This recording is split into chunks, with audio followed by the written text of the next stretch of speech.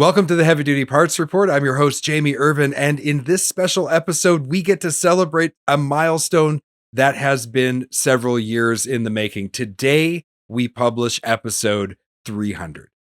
In this episode, my podcast director, Diana Cudmore, and I are going to reflect on the journey that has made up these 300 episodes.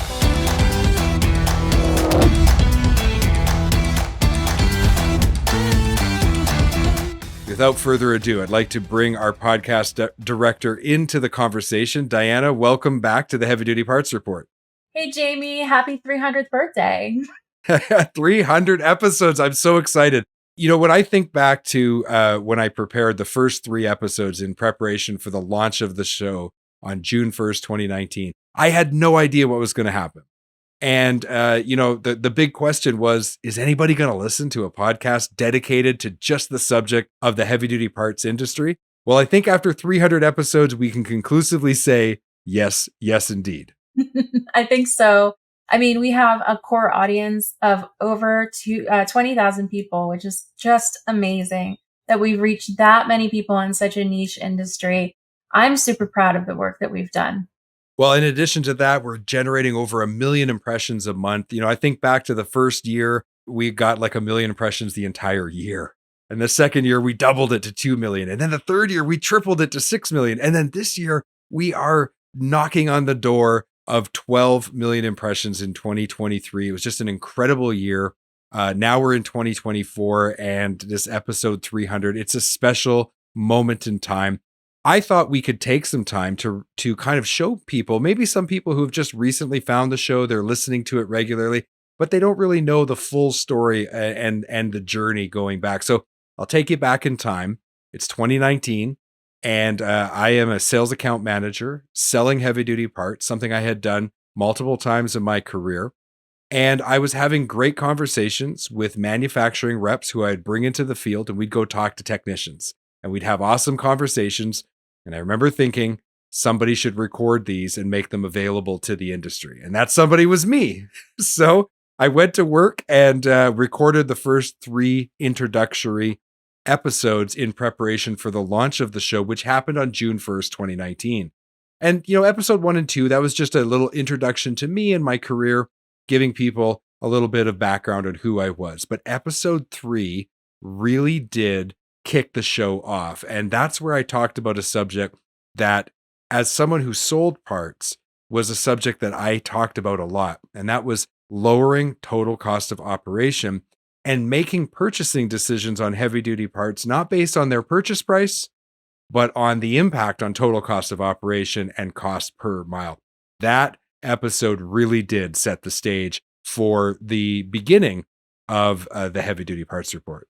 So that was episode 3, Jamie. What about episode 4? And don't worry, we're not going to go through all 300. Episode 4 was a special episode as well. It was the first time that I brought on a manufacturing rep. So I brought on Marathon Brake Systems, and I got a chance to talk to their, at that time, CEO. He's now retired. But Bob Hicks and I had known each other for a long time. I had actually relined like the first 1,000 shoes with Marathon brake friction material in Western Canada in the province of British Columbia when I worked for a manufacturer many years before that. So when I reached out to him and I asked him, I told him what I was doing and I asked him to come on. He was a little hesitant because it was something new, but he was willing to support someone who had supported him in the past. And we had a great conversation about friction material, and boy, did he not disappoint, because that man knows more about friction material than most people will ever learn in their entire career. But that was also a milestone in the journey of the show, because that set the stage for all the interviews that would come after it. Bringing on manufacturers was going to be a major focus of mine, in addition to trying to find industry experts and others who could share their perspective. But manufacturers was really important to me because I was a manufacturer early in my career, and I worked for distribution companies who relied on manufacturers, and I knew the important connection between those two. Now, back then, we weren't even recording video yet, so we don't have video of that, but we do have audio clips. So you can go back and listen to episode 4 with Marathon Brake and get all of that amazing content. Because you know what? 4 years later, everything that he talked about is still relevant today. That's awesome. So Tyler Robertson is such a great friend of the show, Tyler Robertson from Diesel Laptops. Now, back in episode 13, I wasn't around, but Jamie, will you tell me a little bit about that episode? So, episode 13 was also a milestone for me in my career. I didn't know Tyler that well at the time, and I had no idea what kind of a relationship we were going to forge. But I remember doing a post about diesel emission systems and doing deletes because we had recorded an interview with someone who had talked about that. And I did a social media post on LinkedIn. And I posed the question, should you delete your DPF or your DES system?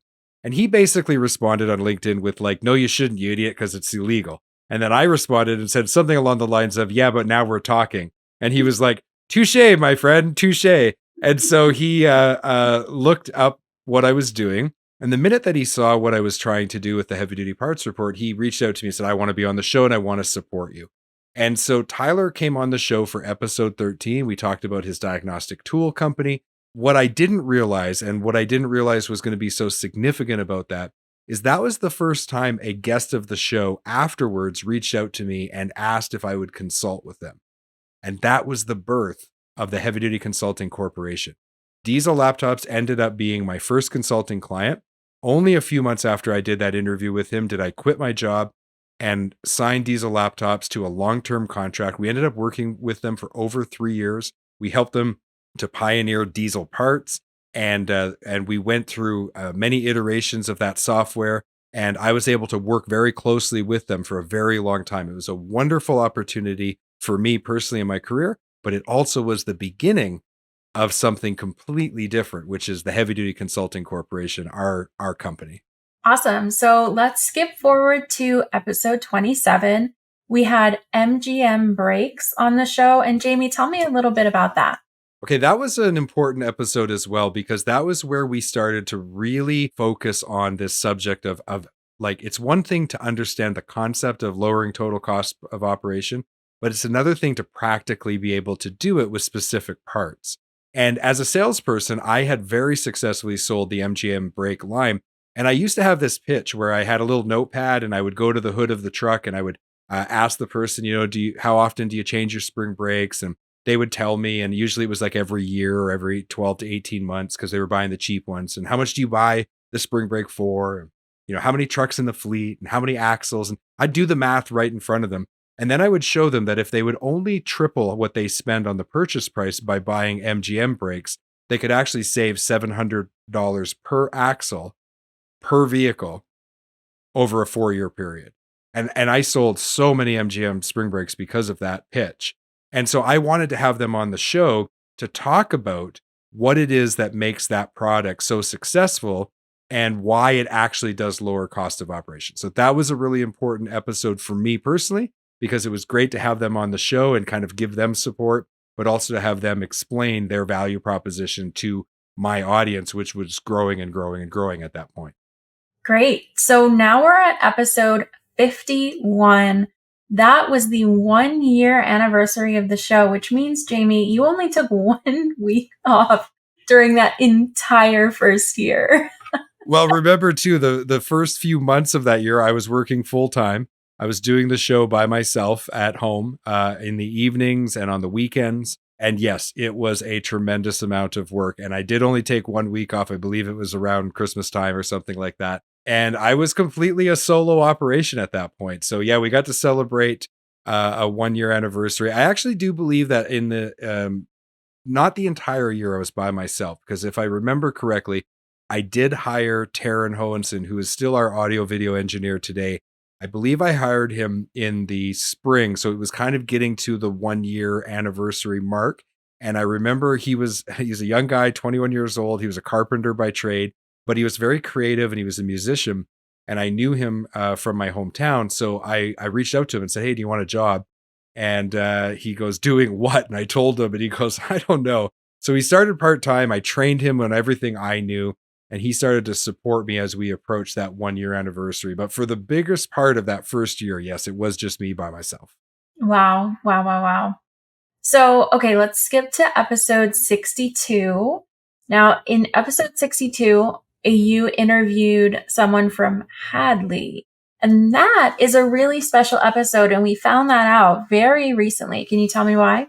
Right. So 3 years later, a major national fleet listened to that episode from 3 years ago and made a purchase decision nationwide on their leveling valves based on that episode. And so Wow. we got a phone call one day from Link, which had bought Hadley in the interim, and they asked us, could we update the links on that episode page because they, had purchased Hadley and rebranded, and they wanted to make sure people could find this information because of that transition in the 3 year period.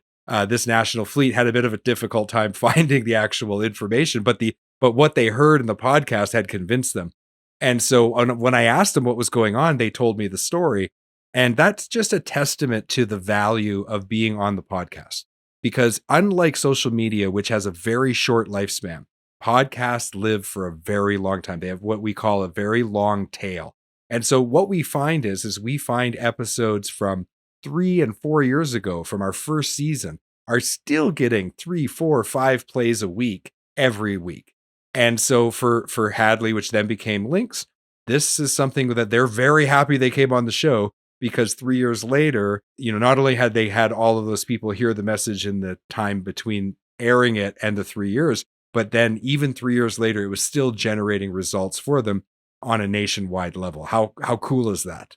That's crazy. And that's such a great example of the impact that the Heavy Duty Parts Report can have. Who knows what kind of calls we'll be getting 3 years down the line. Yeah, and to me, it's a testament to the value of long form content, because in short form content, you really can't get into the details. And it's very hard to make a real impression on people in a 15-second clip or a 30-second clip or even a 60-second clip. But when you talk for 25 minutes, like on our show, the average time is about 25 minutes, and you talk about your value proposition and your company and how you help customers in the heavy duty parts industry and how you help fleets lower total cost of operation. When people listen to that, they start to form a bond or a connection to you and to your company and your message that just you cannot accomplish in any other way other than maybe meeting with them in person. But how do you scale in-person meetings? You can't. So this is the best way of scaling that. And this to me is just a true testament to the value of long form content. That's great. So, episode 94 was very special for a really great reason. Can you tell me why? Episode 94 was when our little team of two, me and Taryn, the editor, we grew by adding someone new. And that person was you, Diana Cudmore. You joined us, and episode 94 is the first time you had an impact on what we were doing. And that was great. We hired you as a graphic designer. I think it was like 8 hours a week to start. Yeah. And now you've been full-time with us, and you are our podcast director. So a lot has happened between episode 94 and episode 300, obviously. But yeah, we were very happy to have you join the show. And the big reason I hired you, other than your, your marketing background, you nearly have a master's in marketing. You'll be getting that soon. And you also had some experience that was worthwhile for us to bring someone like you with your talents into the organization. But you also had a family member that was in the trucking industry. So that was like, I was sold at that point. So yeah, it was great to have you join the team back in episode 94. And that brings us to episode 100. When did episode 100 drop? So that was on May 21st, 2021. That was a very exciting day to celebrate 100 episodes. I mean, not very many podcasts get to 100 episodes, right? That's something that's worth mentioning. So the average podcast lasts for 6 months and airs only 12 episodes. Wow. And so anybody who gets to episode 100 has accomplished something that most podcasters never see, even podcasts that are backed by like multinational companies. Pod fade is what they call it. It's a real thing. And I had personally set the goal. I was not going to stop until I got to a minimum of episode 100. I'm so glad that I did set that goal. I'm glad we achieved it. Now's a great time for us to stop and hear from our sponsors. And then we're going to continue on this journey to 300 episodes. Let's hear from our sponsors. Are you deferring maintenance because of filter cost or availability? Or worse yet, are you trading down to no-name filters to try to save a few bucks? Either way, you're rolling the dice. The good news, There's a new premium filter option for fleets, Hanks Filtration. If you're responsible for a fleet, you won't believe how much using Hanks filters will save you. But you've got to go to heavydutypartsreport.com/Hanks to find out more. That's heavydutypartsreport.com/HENGST. Head there now. We're back from our break. Before the break, we were talking about our journey from episode 1 to 100. Now we're going to finish the conversation and talk about the last 200 episodes. So which episode did you want to highlight next, Diana? So 108 was really interesting. You spoke with Jerry Mead from Hub Group, and this was at a really interesting time when it comes to the impacts of COVID and the supply chain on our industry. So how about you fill us in on that? Yeah, so if you remember back at that time, COVID and the lockdowns had shut manufacturing down, shut shipping down, and the whole world had basically come to a stop. And getting everything going again was proving more difficult than any of us would ever realize at the time. And the supply chain had basically completely collapsed. And so parts was a major issue. People couldn't get their hands on parts. I remember like people running out of things like 3600A drums, the most common drum in the world. In episode 108, we had Jerry Mead on, and he at the time was the executive vice president of Hub Group, and they have thousands and thousands of trailers and trucks, a very large nationwide fleet. And he alerted me to something that was really, I think, an important, maybe let's say, milestone in my career as well. He talked about parts visibility, and he said, prior to the pandemic and the supply chain collapse, fleets were focused on driver shortages and technician shortages, but they weren't really paying attention to what it was costing them when they lost visibility of parts that were in transit to them. And the supply chain really, really brought that to the forefront. Fast forward a couple of years, and I am also not only the host of this show and the CEO of our consulting company, but I'm a co-founder of a company called VisiParts. And we are right now building technology. We're working and looking for partners to help build this technology that's going to bring greater visibility to the end user, the people who need it, the fleets, the owner operators, the repair shops who are buying the part. So little did I know way back then in episode 108 that one conversation was actually going to lead to many more conversations with fleets and eventually would lead me to getting a company funded by a venture capitalist and being a co-founder of this technology company. That's amazing. It's funny how those little things that you don't even realize they're happening, right? They then suddenly lead to something huge that's potentially going to change this industry. So we'll keep an eye on that. Let's do a big jump forward to episode 200. Now, this is one of my personal favorites. We got to speak with the co-founders of Exos. They're an electric vehicle manufacturer. So how about you remind us about that? Yeah, so after the supply chain issues started to ease off and we started to recover from that, then battery electric vehicles became the next hot subject that everybody wanted to talk about. And everybody was really curious about what the impact of having battery electric vehicles replace ICE vehicles, so internal combustion engine vehicles, in the industry. What would be the impact of that? What's the impact on the parts industry, on maintenance, and what would be the challenges associated with that? So we made a conscious effort to try to go and get a battery electric vehicle company to come on the show and really talk about their product and how they saw the impact on the industry, which I thought they did a great job of explaining that. It's a little scary because if they are successful, there's going to be a lot less parts that are needed on these vehicles. I think, though, that, Exos is a good example of where battery electric vehicles are really, really good. That last mile delivery, small routes where they can get back to charging stations easily. And, fast forward another 100 episodes, and we're still not in a position where battery electric vehicles can replace long haul applications. So it's going to take some time for this technology to really, really find its place in the industry. Of course, we all know about the government mandate, so that'll be interesting. But yeah, that was one of the first times we had a truck manufacturer come on the show. Absolutely. And they're still making incredible waves in the industry. And I really look forward to seeing the next iteration of battery electric vehicles, which will need to be produced, right, to comply with some mandates.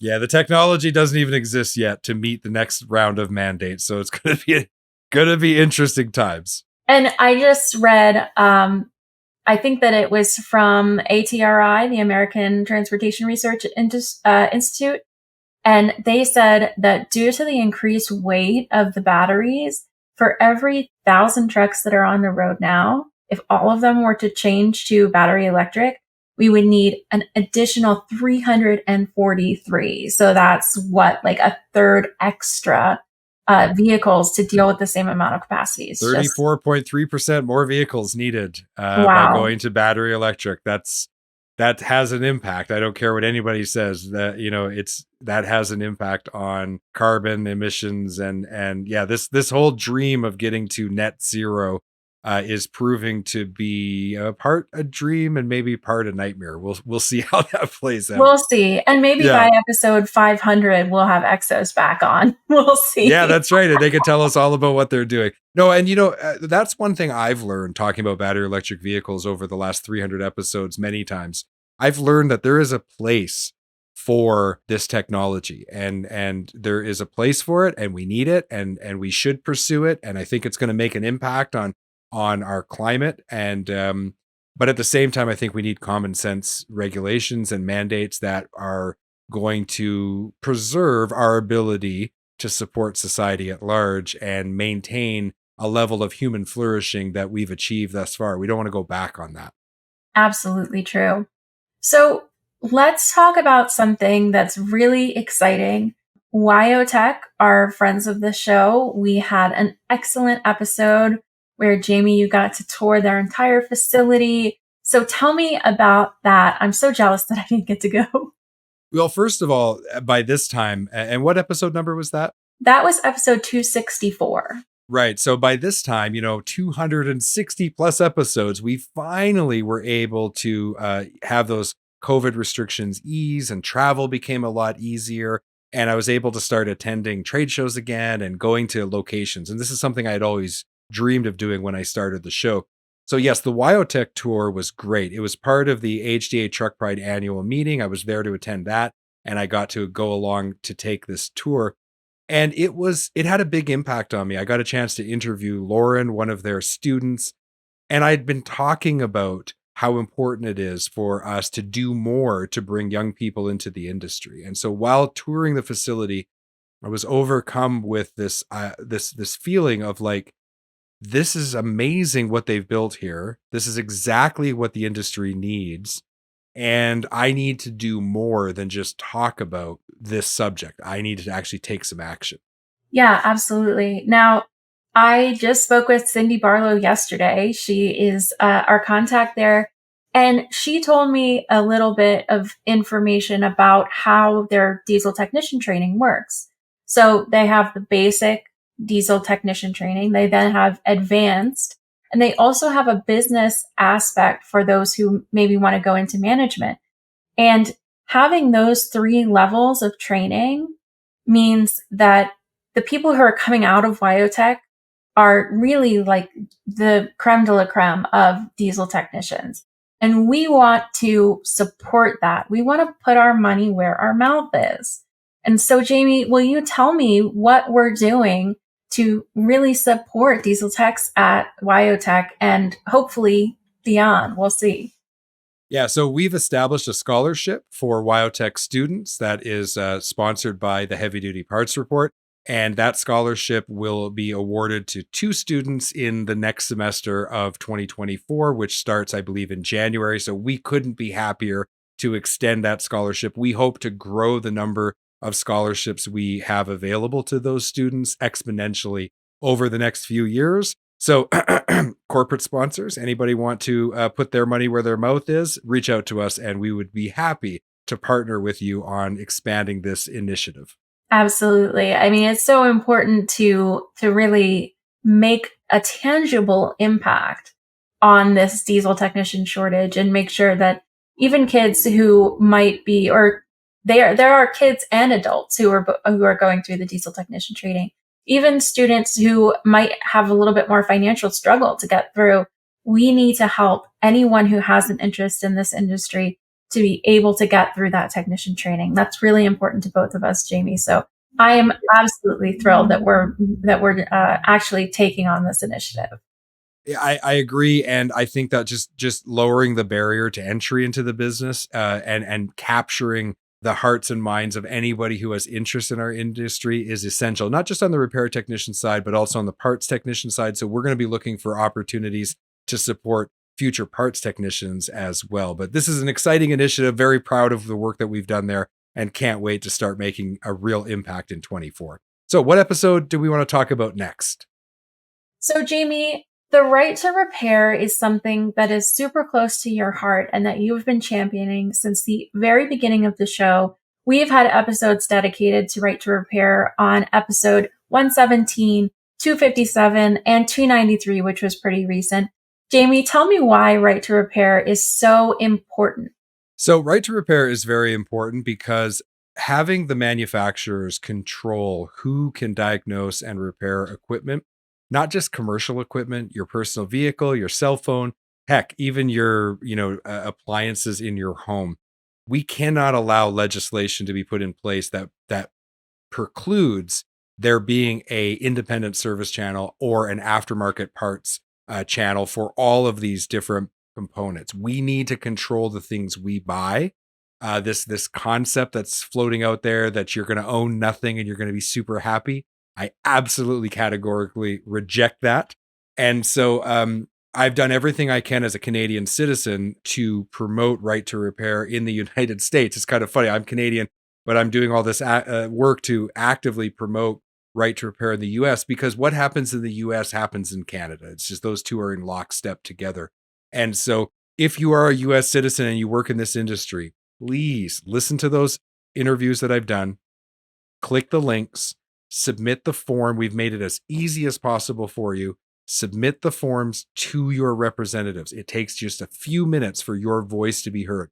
Tell people that we need to maintain an independent service channel and that right to repair needs to continue to be pushed forward. These large manufacturers have employed hundreds of special interest groups and are funding all kinds of different groups to try to oppose right to repair legislation. And we as the people need to have our voice heard by our representatives. And also, if you own a company, invite your representative to come to your location. Let them take a tour. Explain to them why the independent service channel in the aftermarket is so important. Once they see it, they will champion this idea in Congress. So it's very, very, very important.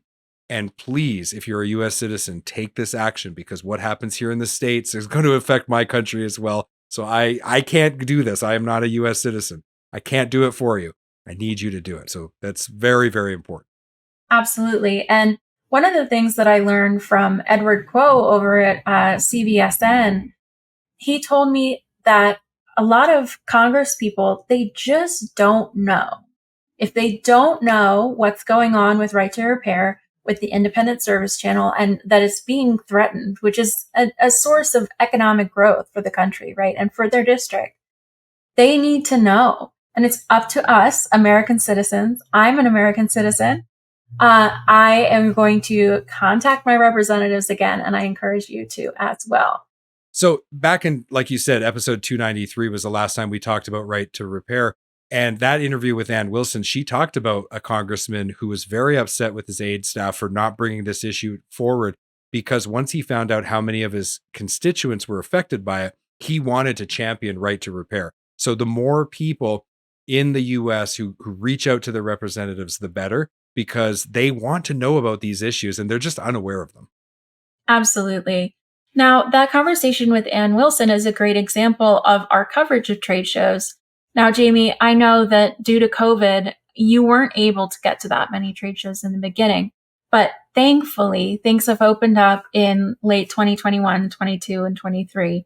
So, Jamie, tell me a little bit about why covering trade shows is so important to us here at the Heavy Duty Parts Report.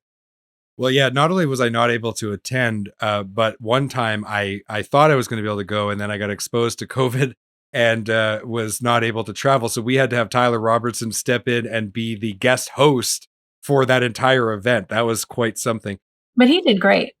He did great. And once again, thanks, Tyler, for always being such a friend of the show. Yeah, the trade shows are so important because it's just an opportunity to get a lot of people together and to have a lot of great conversations in a very short period of time. And that just is so essential for us to keep moving objectives forward, talking about right to repair, talking with suppliers, talking with distribution and dealership groups, talking with the fleets.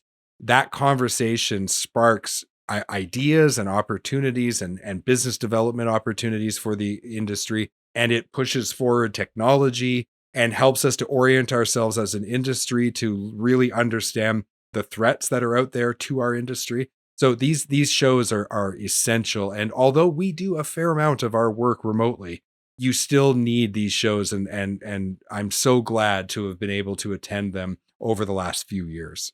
Absolutely. Now, one of my favorite trade shows is the Women in Trucking show that was down in Dallas. I was so excited to attend that and to support women in trucking, but we've actually been supporting women in trucking since almost the very beginning of the show, episode 29.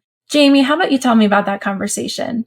Right. So the first time that we talked about women in trucking, it was with the Canadian division of the women in trucking movement.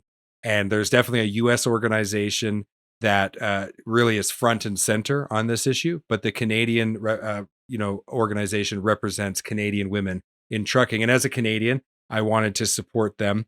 And so I had the opportunity to talk to Shelley and that was great. It was great conversation. It was a great way of bringing awareness to the opportunities that are available to women in this industry.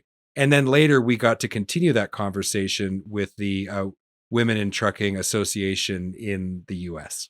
That was such a fun trade show. We've done an entire episode about it at episode 296. So if you haven't, go back and listen to that. I'm so glad we've been championing women in trucking since the very beginning. So this is it. This is episode 300. Let's all give a round of applause.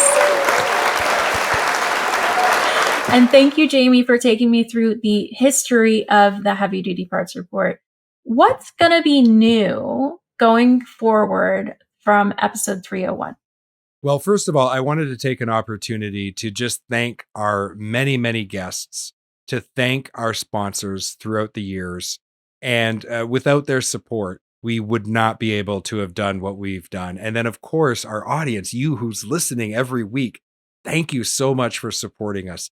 In an effort to continue to serve you, we are making some changes to the format of our show going forward in this next season. And so, starting in episode 301, we are going to have an opening segment that's going to really help you to understand better what's going on in the industry, what our consultants at the Heavy Duty Consulting Corporation are seeing, what we are experiencing, the threats, the opportunities. We're going to have some really great conversations about that. And I think that that's going to add a lot of value to the listeners who regularly tune into the show. We're going to maintain our featured guest spot where we have manufacturers and other industry experts come on to the show. We're going to be asking them about the trends that they're seeing as well. And we're hoping that the way that we put those interviews together moving forward, you're going to come away with like, I learned something that makes me better in my job. That's what we're looking to accomplish. And then we've got something fun that we're adding to the format called That's Not Heavy Duty. And we see things all the time that I think to myself, that's not heavy duty. And we're going to really, really have some fun with that. We're going to show you some things. And I think there'll be an opportunity for us to compare and contrast, the right way of doing things versus the way that some people try and the disastrous consequences of not following the heavy duty way. So I think that's going to be something that will be, I think all of us can look forward to that fun little segment at the end of each episode. And I think this is going to make a more engaging episode each week, and it's going to bring more value to our audience. Jamie, you've been saying be heavy duty at the end of these episodes. What does that mean to you? So that is something that started, I don't know exactly what episode it was, but I remember as I was preparing for some marketing that was going to go on our heavy duty consulting website, I started to think deeply about what it means to be in this industry, what it's meant to me over 25 years and what it means to be part of the trucking industry and what role the trucking industry actually plays in society. You hear me say all the time, it's the backbone of society. what does that actually mean? And I've had the privilege of working with some of the best people I've ever met here in this industry. And so I started to think about like the term heavy duty applied to equipment, and that's like it's tough and it's engineered for tough circumstances and it's resilient, and it withstands these difficult circumstances when they're operating this equipment in whatever vocation, mining, logging, on the highways. And I started to think about the types of people that I've had a chance to work with over the last 25 years. And I started to think about it in terms of like, well, what characteristics are the most dominant in these people? And I started to recognize that there was a correlation between the way heavy duty equipment is assembled and how it operates and its purpose, and the way that heavy duty people operate in their lives, right? They're tough, they're resilient, they are people who really take on a lot of responsibility in supporting society at large and what they do. And when I started to recognize that correlation, I really wanted to start championing the idea that you don't just work in this industry. You are heavy duty. You're tough. You're resilient. You're resourceful. You are someone who is able to withstand the pressures of living in this modern world that we live in. And let's face it, I think there's some tough times ahead of all of us. So we're going to need to be even more resilient and tough to get through. But I know that people in this industry are up for the challenge. And so that's why we're really promoting that concept. You're not just in this industry, you are heavy duty. And so that's why I like to end every episode with the encouragement to continue to be heavy duty. That's such a beautiful sentiment. And I really agree. Some of the people in this industry, most of the people in this industry, they really embody that concept. And I couldn't be more happy to be in this industry surrounded by some excellent people making some awesome content that reaches so many people. Like, this episode has been a long time in the making. It's been a wonderful journey to 300. And thank you, Jamie, for letting me be a part of it. Well, it's been my pleasure to have you part of the team. And yes, it's been a long time in the making. We've worked very hard for a long period of time. But episode 300, in many ways, it is a milestone, but it's just the beginning. So I'm looking forward to another few hundred episodes at least. Thanks, Diana. And we're just going to talk for just a quick minute about how people can follow the show and continue to support our efforts here at the Heavy Duty Parts Report. But thank you for celebrating 300 episodes with me today. Thanks again for listening to this episode. If you want to follow the show, head over to heavydutypartsreport.com. Click on the follow button. This is going to allow you to sign up to our weekly email. You get one email a week. I promise, just the one that lets you know about all of our new content so you never miss out. If you're enjoying the podcast on the podcast player of your choice, make sure you follow us and give us a review on iTunes if you're an Apple user. And if you like to watch the video version, make sure you subscribe to our YouTube channel.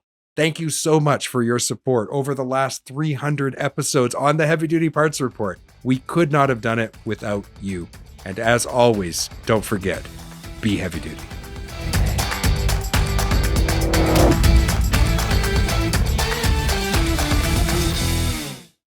Thank you for watching this video. Click here to subscribe to the Heavy Duty Parts Report YouTube channel, and click here to watch another great episode.